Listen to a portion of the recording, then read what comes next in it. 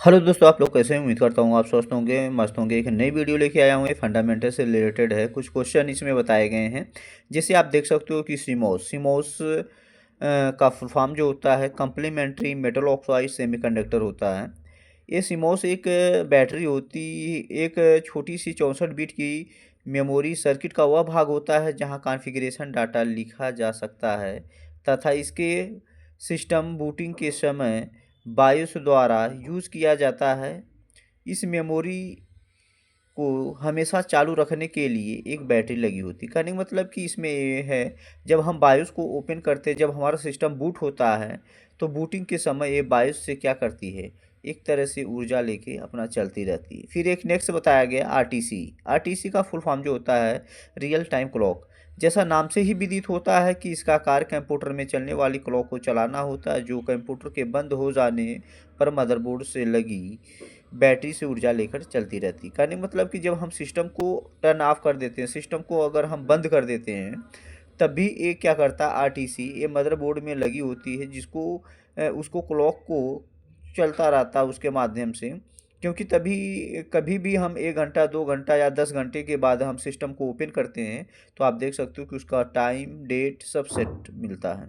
फिर यहाँ पर टाइम ऑफ द रैम बताया गया है। रैम क्या होते हैं कि जैसे H D RAM, D D R RAM और आर डी रैम और D D R two RAM. H D RAM का फुल फॉर्म जो होता है synchronous dynamic random access memory होता है। डी डी आर रैम का फुल फॉर्म जो होता है double data rate random access memory होता है। आर डी रैम का फुल फॉर्म जो होता है Rambus dynamic random access memory होता है। और डी डी आर रैम का full form double data rate random access memory होता है। जो एच डी रैम होते हैं जो एच डी रैम होते तो ये P3 कंप्यूटर में इसका यूज़ किया जाता था।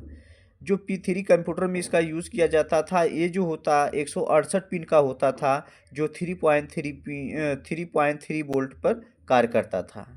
फिर जनरेशन के हिसाब से चेंज हुआ जब P4 आया।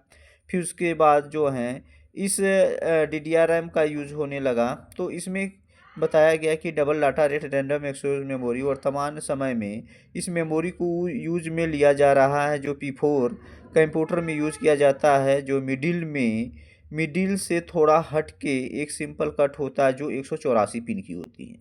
इसमें क्या होता है, 184 पिन का जो होता है इसमें डी डी आर रैम में थोड़ा मिडिल से थोड़ा हट के कट रहेगा और 184 पिन होते हैं, तो हम उसके माध्यम से जान सकते हैं कि ये डी डी आर रैम है। और D D R two RAM जो होता है यह मेमोरी 240 पिन की होती है। इसमें मिडिल में एक कट होता है तथा ए P4 में यूज़ किया जाता है। इसका यूज एस डी रैम की अपेक्षा डी डी आर रैम से ज़्यादा यूज़ हो। कहने मतलब कि जो एस डी रैम होता था, एस डी रैम की अपेक्षा इसका जो है कार्य अच्छा हुआ, इसकी स्पीड में परिवर्तन हुआ और कार्य करने की गति भी तेज़ हो गई।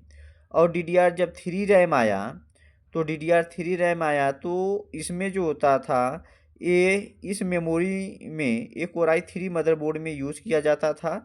और वह इस मेमोरी में 1 GB से 1 GB में 200 पिन व 2 GB में 204 पिन होती हैं। कहने का मतलब कि जो D D are three RAM आया, अगर 1 GB की अगर रैम है तो उसमें 200 पिन होती हैं, अगर 2 GB रैम होता उसमें 204 पिन होती हैं। और ये दोनों के अलावा ये काम करने की गति भी तेज़ होती है। आप देख सकते हो कि जो D D are three RAM है इसमें 204 पिन दिखा रहा है, अगर 1 GB होता है उसमें 200 पिन होती हैं। और आर डी रैम जो होता है Rambus dynamic random access memory होता है।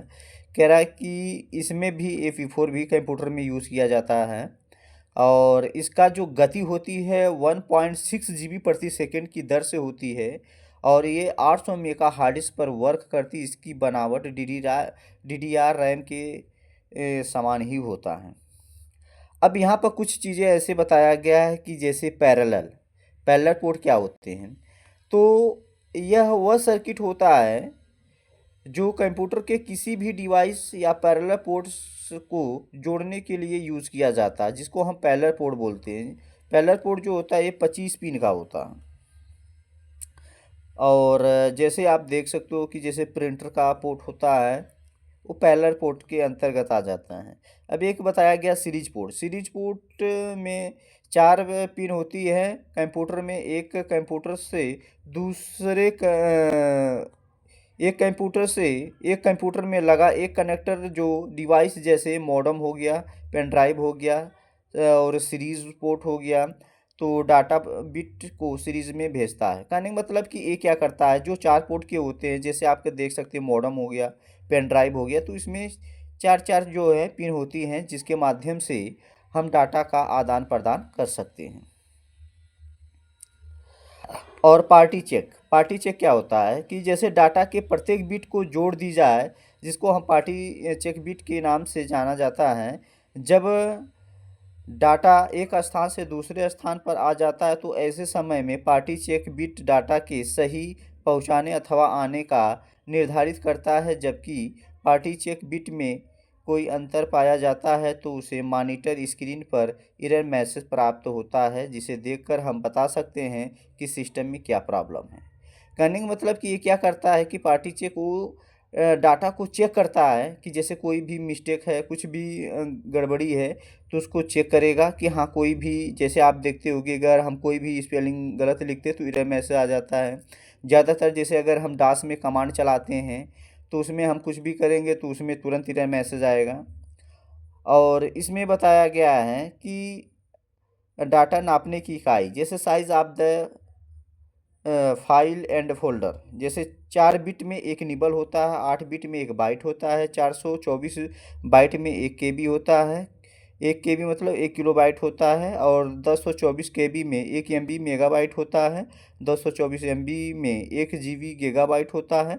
और 224 जीबी में 1 टेराबाइट होता है। और जो 1024 टीबी में 1 पीबी पेटाबाइट होता है। और 224 पीटी में 1 हेक्साबाइट होता है। तो वीडियो काफ़ी लंबा हो गया है तो और नेक्स्ट वीडियो में बताएंगे। तो यही करते हैं वीडियो समाप्त। ऐसे वीडियो देखने के लिए लाइक करिए, शेयर करिए और सब्सक्राइब करिए